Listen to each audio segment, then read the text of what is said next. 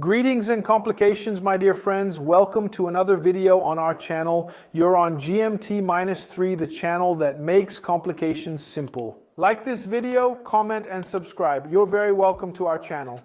If you want and are able to take it a step further, come and become a member of our VIP club. There's a little button there, become a member, click on it and join the club. We have a very active community, right? I'm in the WhatsApp group every day, sharing info, checking out watches, answering questions, and discussing watches people want to buy or sell. It's great to be part of it. Besides, of course, our giveaways, we also have exclusive promotions with the channel's partners. Anyway, it's really cool. Come be a part of our VIP club. Also, send your video so you can be part of our channel's intros. Every time we upload a video here, we'll include an intro video like we always do. Well, not always, right? Sometimes we skip it, but anyway, keep sending them in because for sure your video will show up here eventually. You showing your city, your dog, your cat, your watch. Anyway, come be a part of our channel's intros. In today's video, we're going to talk about bezels. If we're specifically talking about tool watches, watches designed with a purpose, will always have something on their bezel that helps someone perform some kind of activity. If we're talking about the world of dive watches, I'll use this Aqualand as an example here, on the bezel of this guy. Here, and on most dive watches, we have a scale that will help the diver measure their compressed air time, and also help them make their decompression stops. That's the main function of the bezel on dive watches. If we talk about GMT watches, on the bezel we have a scale that shows the second time zone. If we talk about watches more connected to the world of racing chronograph watches, most of the time on their bezel will have a tachymeter scale. In other words, a scale that will help the person make calculations related to the world of racing tracks, In other words, but there are types of bezels that if you're not aware of what they are, they become a sea of confusion. Speaking of this bezel here, the so-called bezel is an auxiliary stop bezel that's closely linked to the world of aviation. And like I said, if you're not really into that world, you look at these watches, you look at them and see a bezel overloaded with information. And in today's video, we're going to learn not only a bit about the history of the E6B bezel, but also at the end of the video, we'll come here to the table to do some calculations using this bezel.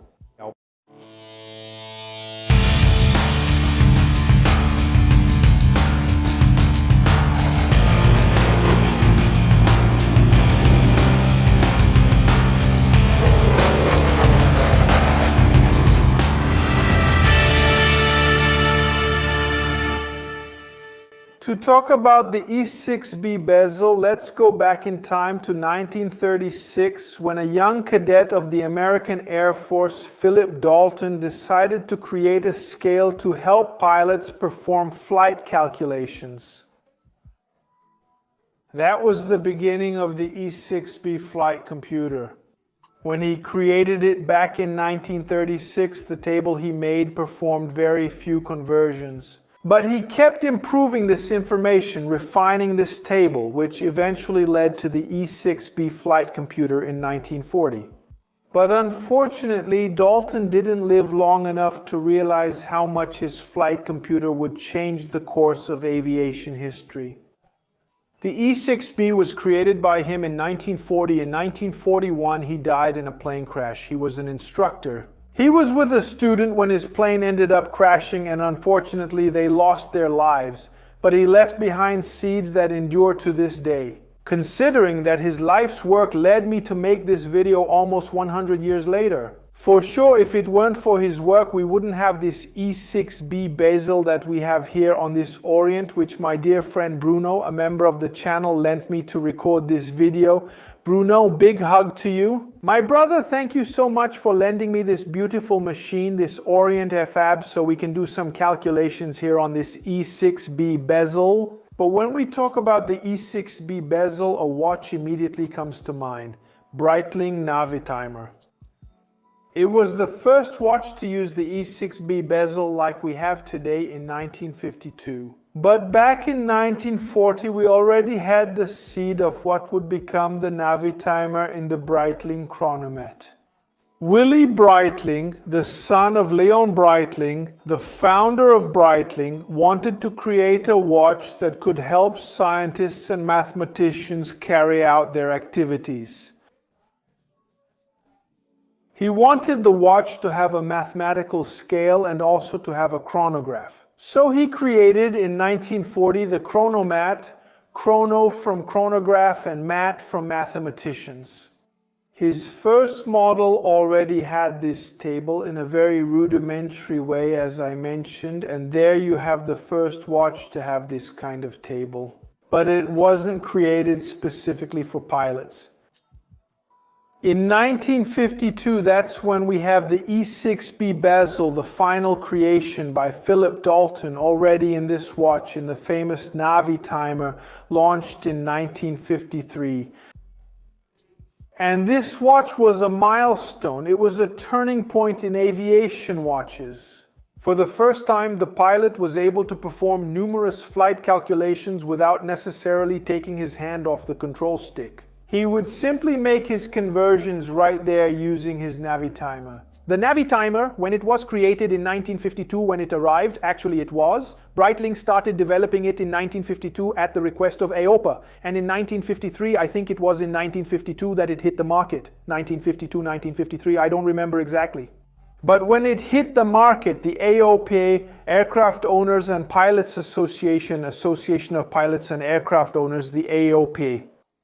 The first Navitimer didn't even have Breitling written on it. It had the AOPA seal. And the watch was, as I said, a game changer, especially in terms of size. When this watch was released, it was 41 millimeters, which was gigantic for the time. It would be like releasing a 50 or 55 millimeter watch today. Very big for the standards of that time, and even today, a 41 millimeter watch can be considered large for some people. But it needed to be big, because it needed to have a readable size, a size that was easy to read, so that the pilot could make their conversions using the E6B bezel on this beautiful machine that is the Navitimer. And as I said, it's a watch that has defined generations. I wouldn't say it's a mandatory item, but it's definitely a distinctive mark for a pilot to use a Navitimer. There are other watches, right, that have this E6B table, with the Navitimer being the very first one from 1952. But anyway, we don't have the Navitimer, but we do have the Orient Fab here, which my dear friend Bruno lent me, and we're going to use it to do some calculations. What does this bezel do, Leandro? The flight computer, the E6B, performs countless calculations and conversions. On the back of it, you have drift corrections and so on. But the basics of this E6B, these conversions, we can do right here on the watch. So on this table, let's say here that we have on this bezel, we can do conversions from kilometers to miles, miles to nautical miles. We can do weight conversions, kilo to pound, pound to ton. We can do volume conversions, liters to gallons, gallons to imperial gallons. Anyway, we can perform these conversions using this bezel. In fact, if you have a watch with this E6B bezel, I'll give you some tips here so you can show off to your friends. Because you can also set up a proportion here using the E6B bezel, created back in the 1940s and 50s in another era of aviation. I recorded a video about this bezel more than 7 years ago here on the channel with my dear friend Gabriel Toledano. We filmed that video inside an airplane. I'll leave a card for you to watch it if you want at the end of this video. A Jurassic video here on the channel, my dear friend Gabriel, and we filmed it inside an airplane, which is the habitat of the E6B bezel. When this guy hit the market in 1950, aviation was really rudimentary. You used to fly the plane by hand, right?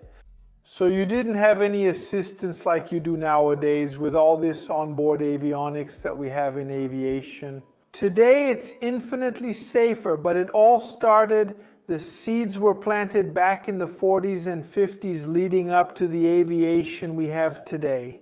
Today, this Bezel, this type of flight computer, is more of a redundancy instrument, right? You have it, every pilot, every good pilot has it in their cockpit. After all, if you have any kind of malfunction, you still have this analog way of doing these calculations. But I'm going on for too long, and I really want to show you here at the table what kind of calculations we can do with this guy. So without further ado, let's go to the table and do some calculations with the E6B Bezel. That's it, my dear friends. So let's come over to the table to do some conversions using this beautiful Orient FAB Escuadrilla da Fumaça, which has the E6B Bezel. We take a look here and see a profusion of numbers and letters. But as we do these conversions, you'll understand this flight computer in a much simpler way. Through this E6B Bezel, we can make conversions of length, mass, and also volume using the units shown here on the outer bezel. So let's do some calculations here so you can see how it works. Let's start by doing a length conversion. Let's suppose you want to read a conversion from kilometers to miles. Let's say you want to know how many land miles are in 300 kilometers, for example. We need to take the kilometer unit that's here and bring it up to 30. You need to have an idea to do the conversions of the value units, okay? The 30 here can be used for 3, for 30, for 300, for 3000. You need to have a sense of what you're calculating to get this result. So let's go. 300 kilometers is how many nautical and land miles? Let's go. Let's take the kilometer here. We line it up here approximately with the 30, and then we'll do the reading. We'll need to look for the reference here for both nautical miles and land miles. The naught is here, and then we do a reading. Yeah, 300 kilometers is approximately 160, a little over 160 nautical miles. Actually, it's 161.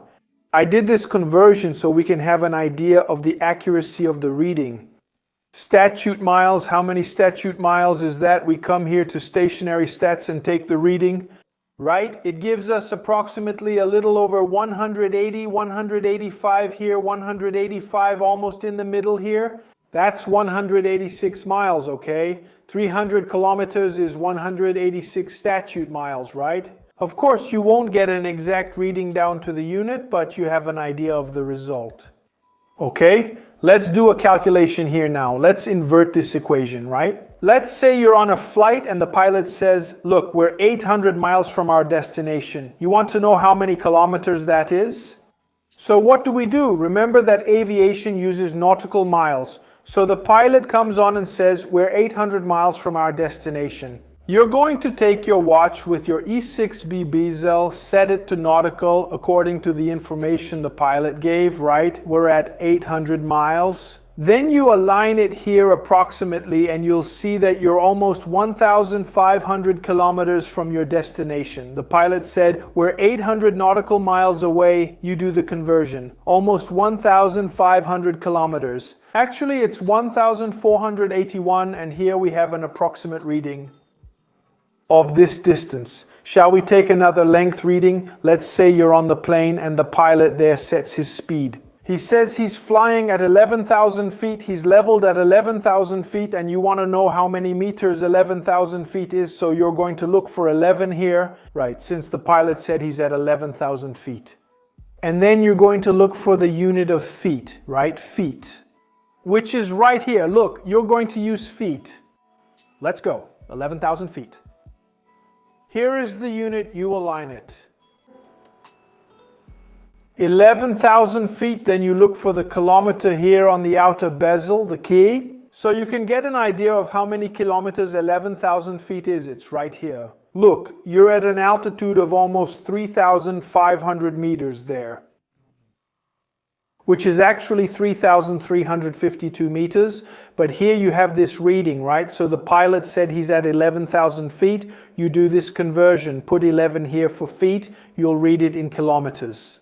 You know that you're here at just over 3,300 meters of altitude. You just calculated for 11,000 feet. Now let's say the pilot said we had to descend from 11,000 to 5,000 feet. Then you want to know how many meters you are above sea level. Same calculation. You're going to take the feet here and set it to 5,000. And then you're going to look for the kilometers here, and you'll see that you're almost around 1,500 meters high. Let's use our E6B Bezel now to do a mass conversion. Let's say you want to know how many pounds are 500 kilos, okay? You're going to need to look for the unit at 50 here, right? Remember, you need to do these conversions, 50 from 500. So you want to know how many pounds are in 500 kilos. You come here. Line up the 50 with the 500. And then you look for pounds. Then you see here that it's around 1,100 pounds, a mass conversion. Let's do a volume conversion now. Let's say you want to do a conversion to find out how many liters, how many US gallons are in a certain number of liters. Let's say you want to know how many US gallons are in 600 liters. So you're going to take the 60 here, and you're going to bring the liters here. We found the liters that are here. And then we line up the 60 with the liters. American gallons, then you're going to look here. American gallons, it's here. US gal, it's here. Look, approximately 160 American gallons. I got 158 in the conversion. So here we have a number that's really quite close. That's the essence of using the E6B Bezel. Being able to make conversions in a very simplified way. Remember that nowadays it's more of a redundancy tool rather than an actual cockpit instrument. But it's really cool. It was used a lot, as we've seen throughout the video, as a way of really being the main tool for these conversions. And now we have that in the world of watches. Did you like it? I wanted to thank my dear friend Bruno, who lent me this beautiful machine so we could take a look at it, and we're going to do some conversions here. Did you like this type of bezel? Are you already eager to have a watch with this E6B bezel? You have the Warrant Fab here that has this bezel, and of course there's its icon, right? The Navitimer, which is still produced today. More than 70 years have passed. And we still have this little beauty being produced by Breitling. We also have the Citizen, the Navi Hawk. It has this flight computer. There are even some skydivers. It has this flight computer. Anyway, there are several models, and here I'm showing some pictures. So you know there are other model options out there. So you can have this tool in the form of a flight computer for you to do these calculations. I say tool just for practical use, right? For non-pilot use. Let's put it that way. I really hope you enjoyed this video. It's worth a like. I'm sure of it. Smash that like button for me. It helps me out. Leave a like so we can grow here on the platform. I really hope you enjoyed this video. May our Heavenly Father cover your life with blessings. May you, my friend, have your life aligned with His will. May He change your life as He changed mine. It's really good to serve God. You can be sure of that. I don't regret it for a second. The only regret I have is not having started this adventure with my father. My Heavenly Father, on the day I was born, it would have saved me a lot of headaches. Try this in your life. I'm sure you'll thank me later. It will make a big difference in your life, my brother, all right? As a father, as a son, as a husband, as a neighbor, as a boss, as a businessman, as an employee, as a human being. God bless you, and I'll see you in our next video. Bye-bye.